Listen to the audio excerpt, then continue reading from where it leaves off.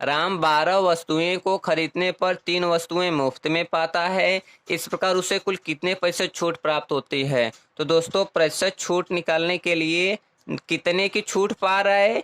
3 का। कितने पर? दोस्तों 12 3 15 पर, मतलब कि 12 प्लस 3 रहेगा ना। प्रतिशत में बदलने के लिए 100 से गुणा, तो दोस्तों 3 बटे कितना हो जाएगा? 15। और प्रतिशत में बदलने के लिए 100 से गुणा, 3 से कट कर देंगे 5, 5 से कट कर देंगे 20 बार में। तो आ गया दोस्तों 20% हमारा आंसर। हाय नमस्ते दोस्तों, मैं लेटेस्ट ड्रीम तक चैनल में आपका स्वागत करता हूं। अगर आप हमारे चैनल पर नए हैं तो हमारे चैनल को लाइक शेयर और सब्सक्राइब करें और बेल की घंटी अवश्य दबाएं। तो दोस्तों आज हम लोग देखने वाले हैं छूट, डिस्काउंट डिस्काउंट का पार्ट नंबर 7। दोस्तों अगर इससे पहले अगर आप पार्ट नहीं देखे तो हमारे चैनल के डिस्क्रिप्शन में दिए गए लिंक से आप वहां जाकर देख सकते हैं। हाँ तो दोस्तों पार्ट 7 क्या है? छूट देकर लाभ लेने के लिए अंकित मूल्य निर्धारित करना। छूट देकर लाभ लेने के लिए अंकित मूल्य निर्धारित करना। तो दोस्तों चलते हैं, सबसे पहले इसका सवाल नंबर 1 देखते हैं। हाँ तो दोस्तों सवाल नंबर 1 है, एक वस्तु को एक दुकानदार ₹95 में खरीदता है। 5% की छूट देकर 10% लाभ लेने के लिए वह वस्तु पर कितना मूल्य अंकित करेगा?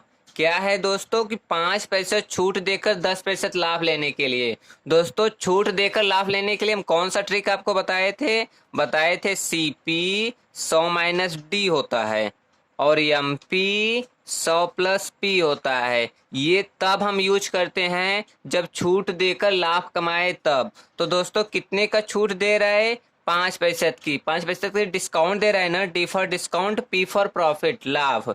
तो दोस्तों 5% के डिस्काउंट दे रहा है तो कितना हो जाएगा? ये 95 हो जाएगा। और कितने का लाभ कमाना चाहता है? 10 रुपए का, तो ये 110 हो जाएगा। अब दोस्तों CP मीन्स क्रय मूल्य, क्रय मूल्य हमारा 95 हो गया। MP अंकित मूल्य 110 रुपए हो गया। अब सवाल में क्या है कि एक वस्तु एक दुकानदार ₹95 में खरीदता है। अब यहाँ क्रय मूल्य कितना है? 95। यहाँ क्रय मूल्य कितना है? 95। तो दोस्तों 95 की वैल्यू 95, तो एक की वैल्यू 1।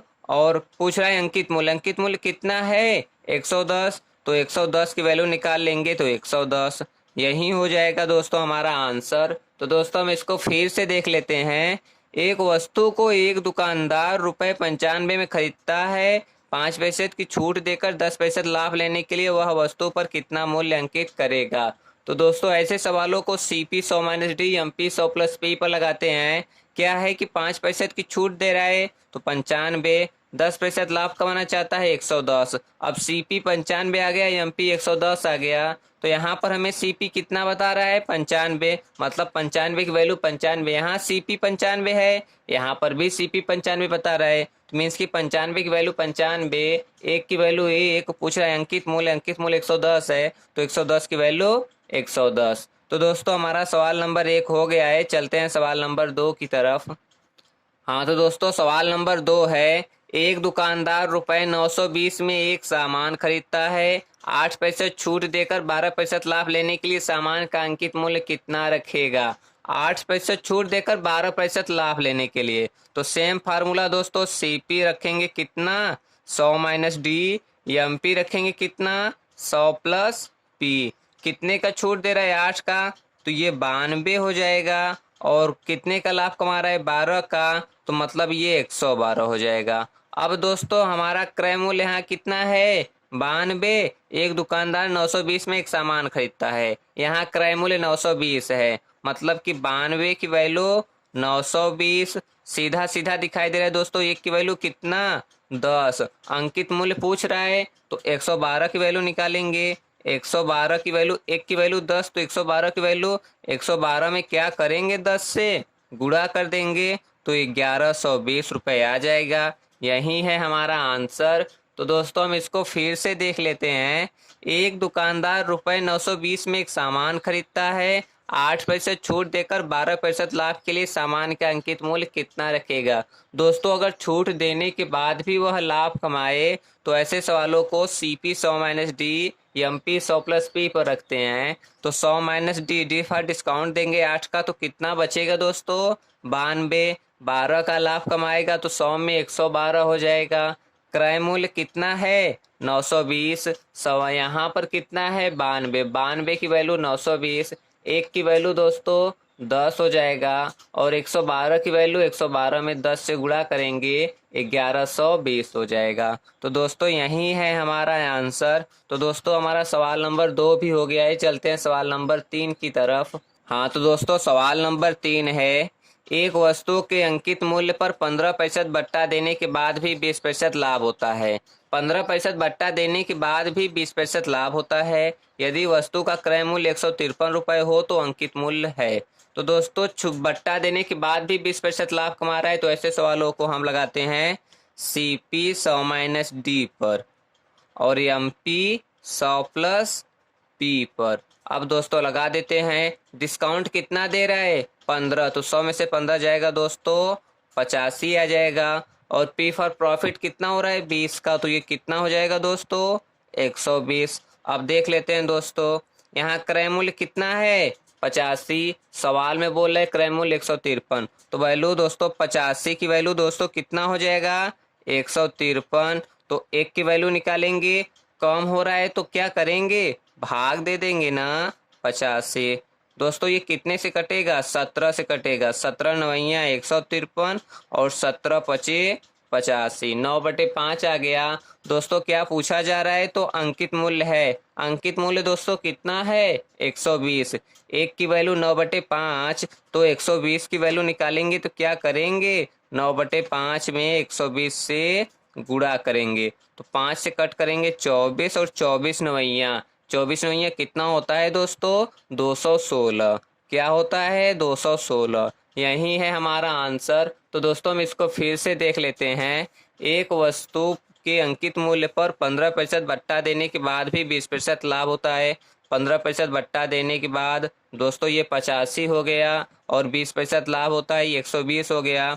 यदि वस्तु का क्रय मूल्य 153 हो तो अंकित मूल्य, यहाँ क्रय मूल्य कितना है दोस्तों 85, 85 की वैल्यू कितना हो जाएगा 153। यहाँ क्रय मूल्य 85 है, यहाँ क्रय मूल्य 153 है, मतलब 85 की वैल्यू 153, एक की वैल्यू निकाले तो 153/85 हो जाएगा, 17 से काट दिए, 17 नवैया 153, 17 पचे 85, एक की वैल्यू 9/5 आ गया। तो 120 की वैल्यू निकालेंगे, बोल रहा है कि अंकित मूल्य कितना है 120, तो 120 की वैल्यू निकालेंगे तो 9/5 में 120 से गुणा कर देंगे, 5 से काटेंगे 24 बार में और 24 नवैया 216। तो दोस्तों सवाल नंबर 3 भी हो गया है। चलते हैं सवाल नंबर 4 की तरफ। दोस्तों अगर ये हमारा ट्रिक आपको अच्छा लग रहा हो तो आप हमारे चैनल को लाइक शेयर और सब्सक्राइब करें और बेल की घंटी अवश्य दबाएं। तो दोस्तों चलते हैं सवाल नंबर 4 की तरफ। हाँ तो दोस्तों सवाल नंबर 4 है, एक व्यापारी अपने रुपए 375 क्रय वाली वस्तु पर कितना मूल्य निर्धारित करे कि 25% छूट देने के बाद भी 25%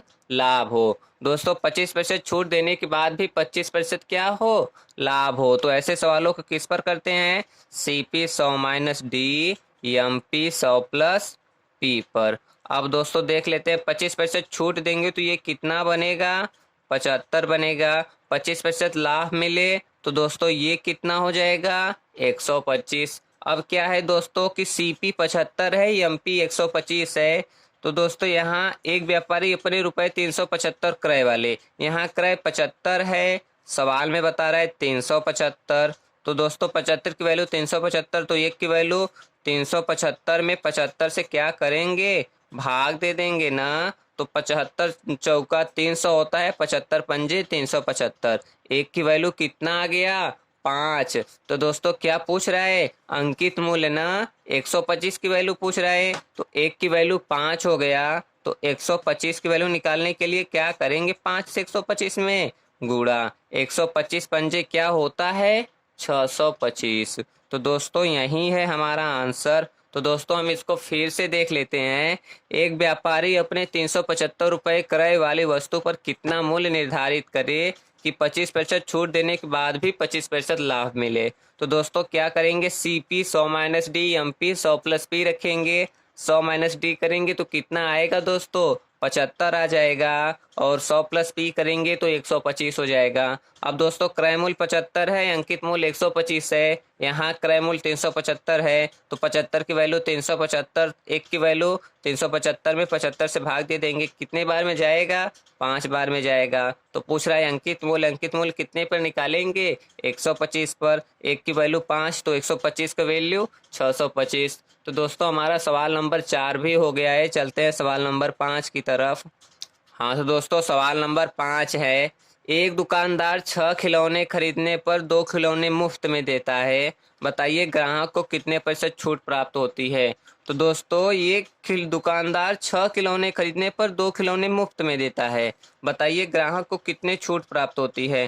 तो दोस्तों प्रतिशत छूट निकालने के लिए कितना पहले छूट दे रहा है, मतलब मुफ्त में कितना दे रहा है, 2, और दोस्तों कितना सामान दे रहा है, नीचे टोटल हो जाता है, नीचे टोटल होने का मतलब कि 6 प्लस 2, प्रतिशत में बदलने के लिए 100 से गुणा। दोस्तों कितना छूट, मतलब वो मुफ्त में कितना दे रहा है, 2, कितने पर, 8 सामान पर ना, 6 खिलौने खरीद रहा है, 2 खिलौने मुफ्त में दे रहा है, मतलब कि वो 8 खिलौने पर 2 का पैसा नहीं ले रहा है, 2 मुफ्त में दे रहा है ना, तो वहीं 2 नीचे जोड़कर रखेंगे, मतलब कि दोस्तों 2 बटे कितना आ जाएगा, 6 2 8, प्रतिशत में बदलने के लिए 100 से गुणा, 2 से कट कर दिए 4, 4 से कट कर दिए 25%। तो दोस्तों यही है हमारा आंसर। तो दोस्तों हम इसको फिर से देख लेते हैं, एक दुकानदार 6 खिलौने खरीदने पर 2 खिलौने मुफ्त में देता है। तो दोस्तों हम इसको ऐसे कह सकते हैं कि 8 खिलौने खरीदने पर वह 2 खिलौने मुफ्त में देता है। तो दोस्तों नीचे हम पूरा कितना रखेंगे, नीचे टोटल रखेंगे, ऊपर कितना मुफ्त में दे रहा है उसको रखेंगे, और प्रतिशत में बदलने के लिए 100 से गुणा। तो दोस्तों 2 खिलौने मुफ्त में दे रहे हैं कितने पर, 6 प्लस 2 पर, तो 2 बटे कितना हो जाएगा दोस्तों, 8, प्रतिशत में बदलने के लिए क्या करेंगे, 100 से गुणा। तो दोस्तों 2 से कट कर दिए 4, 4 से कट कर दिए कितने बार में दोस्तों, 25 बार में। तो दोस्तों आ गया 25% हमारा आंसर। तो दोस्तों हमारा सवाल नंबर 5 हो गया है। चलते हैं सवाल नंबर 6 की तरफ। हाँ तो दोस्तों सवाल नंबर 6 है, राम 12 वस्तुएं को खरीदने पर 3 वस्तुएं मुफ्त में पाता है, इस प्रकार उसे कुल कितने प्रतिशत छूट प्राप्त होती है। तो दोस्तों प्रतिशत छूट निकालने के लिए कितने की छूट पा रहा है, 3 का, कितने पर दोस्तों, 12 3 15 पर, मतलब कि 12 प्लस 3 रहेगा ना, प्रतिशत में बदलने के लिए 100 से गुणा। तो दोस्तों 3 बटे कितना हो जाएगा, 15, और प्रतिशत में बदलने के लिए 100 से गुणा, 3 से कट कर देंगे 5, 5 से कट कर देंगे 20 बार में। तो आ गया दोस्तों 20% हमारा आंसर। तो दोस्तों हम इसको फिर से देख लेते हैं, राम 12 वस्तुएं को खरीदने पर 3 वस्तुएं मुफ्त में पाता है। जब 12 वस्तु खरीदता है तो 3 मुफ्त में पाता है। तो दोस्तों हम इसको ऐसे कह सकते हैं कि 15 वस्तुएं खरीदने पर 3 वस्तु मुफ्त में पाता है, 3 वस्तु का दाम नहीं ले रहा है, इस प्रकार उससे कुल कितने प्रतिशत छूट प्राप्त हुआ। तो दोस्तों 3 का छूट प्राप्त हुआ कितने पर, 15 पर ना, 15 पर प्राप्त होगा। दोस्तों नीचे हमेशा जोड़ कर रखेंगे या नीचे हम टोटल रखेंगे। तो 3/12 प्लस 3 गुणे 100, तो 3 कितना हो जाएगा, 12 3 15 गुणे 100, 3 से कट कर लेंगे 5 बार में, 5 से कट कर लेंगे दोस्तों 20 बार में। तो आ गया दोस्तों 20% हमारा आंसर। तो दोस्तों हमारा सवाल नंबर 6 भी हो गया है और समाप्त भी हो गया है। तो हम लोग चलते हैं दोस्तों, अगर ये हमारा ट्रिक आपको अच्छा लगा हो तो आप हमारे चैनल को लाइक शेयर और सब्सक्राइब करें और बेल की घंटी अवश्य दबाएं, और इसी तरीके का बेस्ट वीडियो और ट्रिक पाने के लिए आप हमारे चैनल पर बने रहें। नमस्ते दोस्तों।